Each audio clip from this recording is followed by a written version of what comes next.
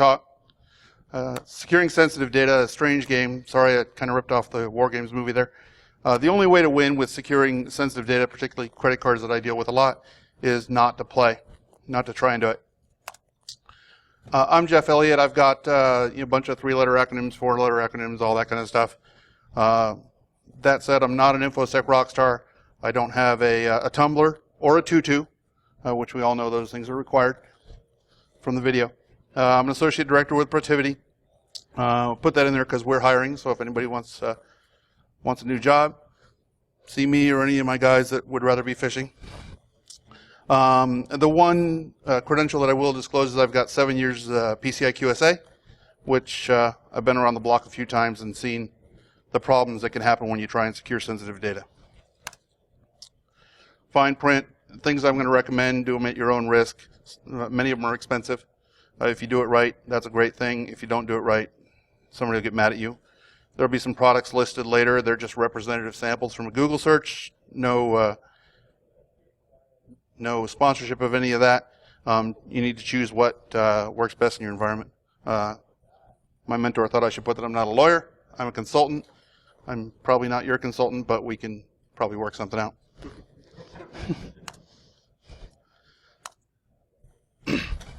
So the issue with a lot of trying to secure sensitive data is really around money, right? Credit cards are money, and thieves want them. Thieves like money. Read an article it was actually a couple of years ago now, in Wired magazine, 2011. There's a town in Romania where they had to build luxury car dealerships because the hackers that are stealing data wanted to buy luxury cars and they were going other places to do it. So they built luxury car dealerships in this little town in Romania so they could keep the money there. So we all know credit cards are big business. We just saw another hack at P.F. Chang's that they gave us more information about yesterday. Criminals want money. Like I said, it's easier, I guess, to do that than to do honest work. And merchants spend piles of money trying to achieve what they call compliance.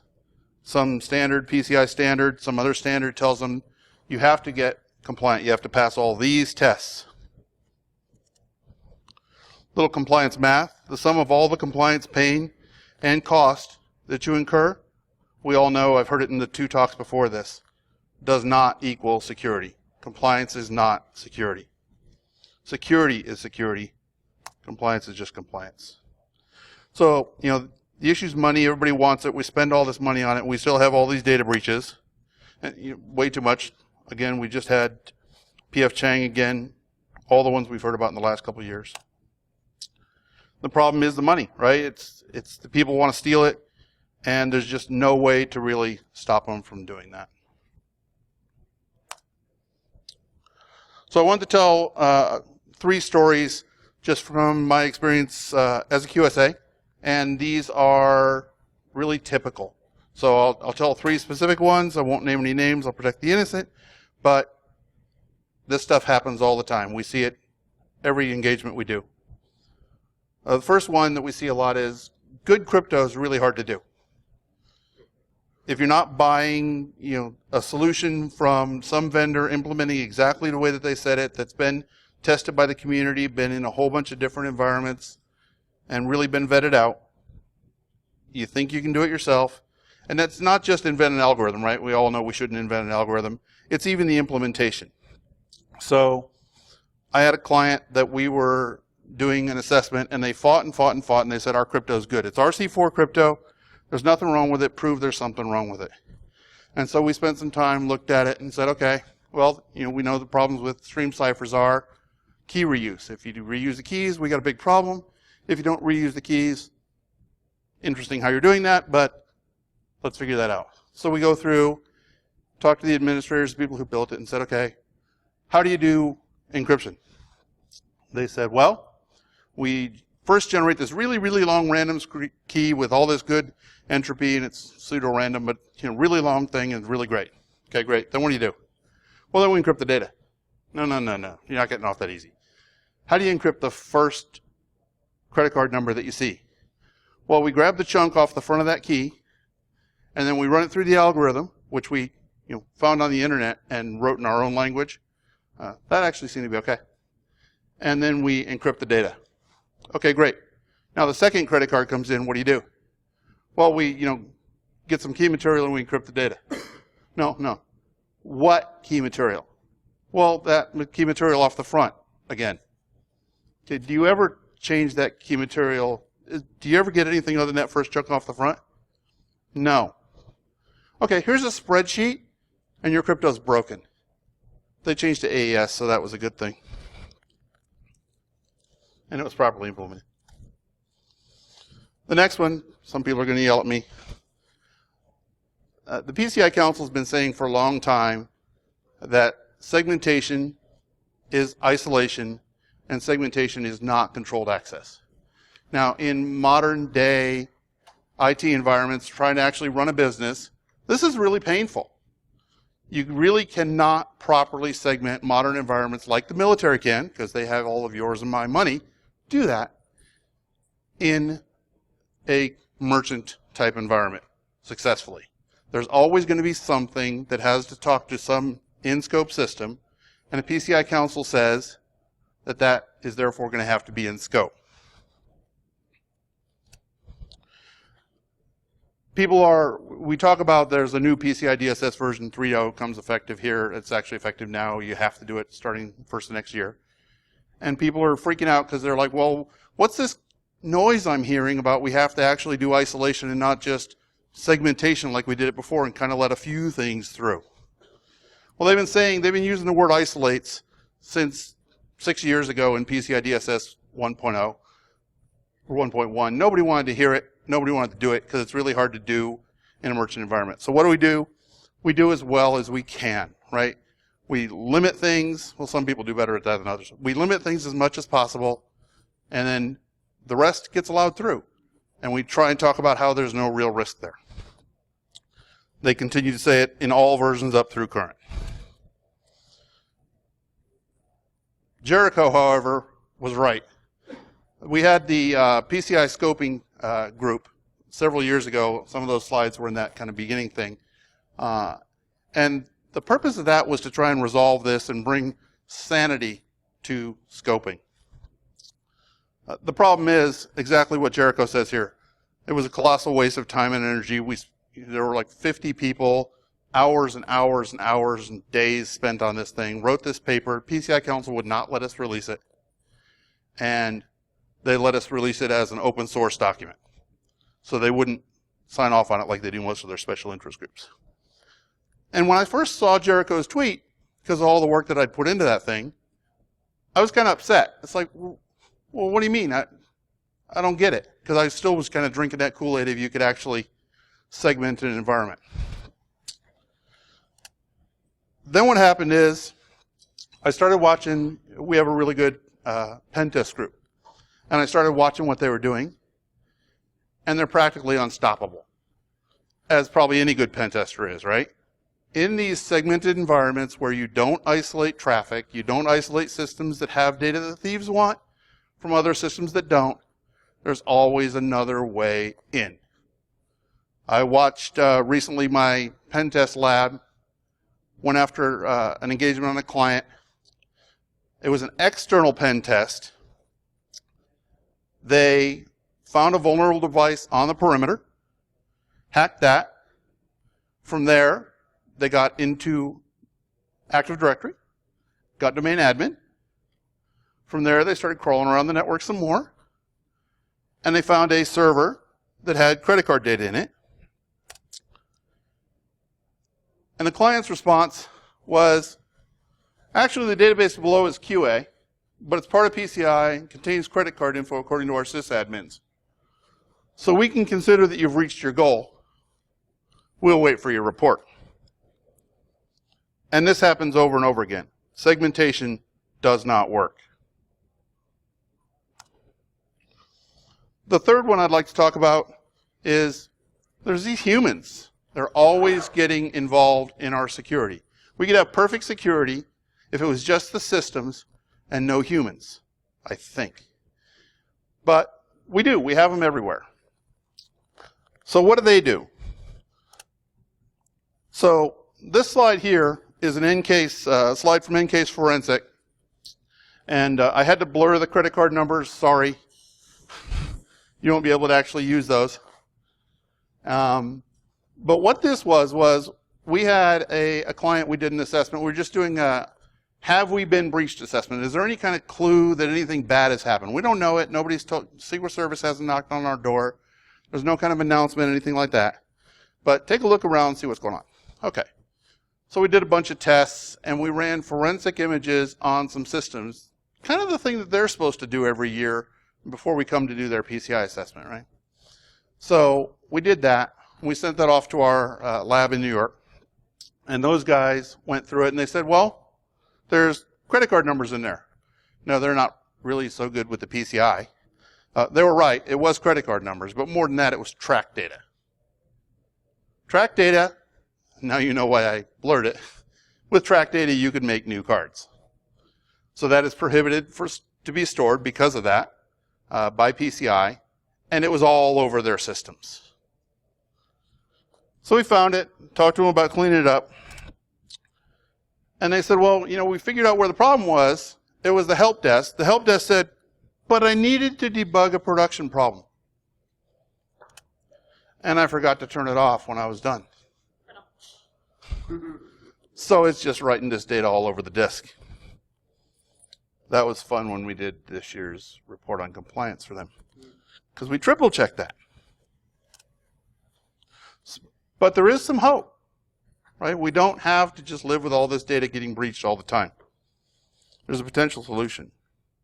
Potential solution, in my opinion, is point-to-point encryption, commonly called P2PE.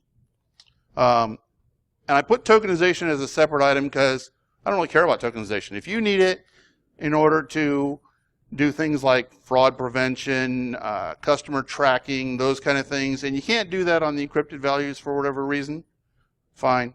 Do tokenization, doesn't matter to me.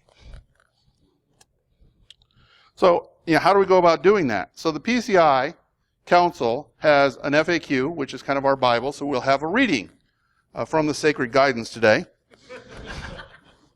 Did you all bring your PCI Bibles? No? Okay, well, I got mine. So, PCI FAQ number 1086 says, is encrypted cardholder data in scope for PCI DSS? And the key part of this here is in the yellow. The entity in possession of the encrypted data does not have access to the clear text cardholder data or the encryption process, nor do they have the ability to decrypt the encrypted data, and does not have the cryptographic keys anywhere in the environment, and none of their systems, processes, or personnel have access to the environment where cryptographic keys are located, nor do they have the ability to retrieve them, then up above in the blue, if and only if that's the case, and that gets validated, then that doesn't have to be considered cardholder data.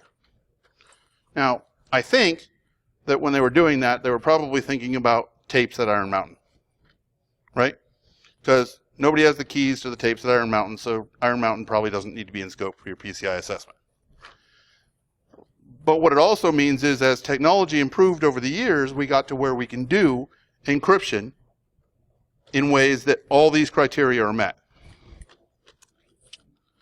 So the key elements, is TLDR here, the whole FAQ and all that documentation is up on the PCI Council's website. The key things are there can be no keys in the merchant environment. This means that give me the best pen tester, the best hacker, doesn't matter, give them all the IDs, all the credentials, give them domain admin, give them Unix admin, give them root, whatever. There's no keys for them to get. You have to, in order to accomplish that, you have to encrypt at the point of interaction, POI, using a tamper-resistant security module or a hardware security module. Those sound really technical, but it's any modern pin pad. You also then have to get that data back out the other end of the system and only ever decrypt the data at a third-party service provider or at the bank. Therefore, there are no keys in the environment. There's some data flying around, but it's encrypted, and your best attack is brute force. Unless you can get into the TRSM, and that's what TRSMs are built to prevent. But there are only 3, you might tell me, point-to-point encryption solutions, if you go to the PCI Council's website, linked there on the bottom, there are only 3. You get Bluefin PayConnex, EPS TotalCare, and Solve Data Shield. Now, has anybody seen any of these implemented? Yeah, I pinged my list of a couple hundred people, and neither have we. But so what does that mean? Well, the way that PCI works, it's not a law, right? It's contracts. So the PCI Council tells us in another FAQ that merchants using encryption solutions that are not included on the Council's list of 3 validated P2P solutions should consult with their acquirer or payment brand about the use of these solutions. The way PCI works is the payment brands, Visa, MasterCard, all them, contract with acquiring banks, and they say, acquiring banks, you have to make sure that all your merchants maintain PCI compliance at all times.